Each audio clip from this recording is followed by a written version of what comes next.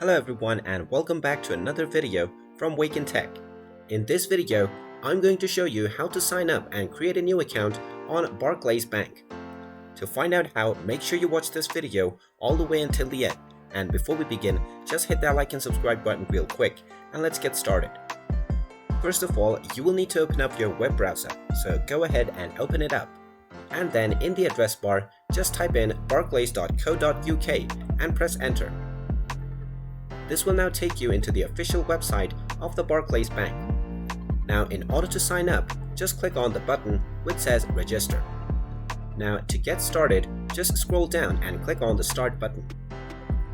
Now you will need to enter your credentials. Just type in your last name, your date of birth, and then type in your postcode. Now select what kind of account that you want to create. You can select savings or current account, mortgage account, or a merchant account. Now you will be asked to type in your sort code. Just check the front of your debit or authentication card and type in your sort code. Then type in your 16-digit card number. Finally, go ahead and type in your email address and then type it in once again to confirm it. Now you can click on the next button and you will be allowed to set up your password and other login information from there.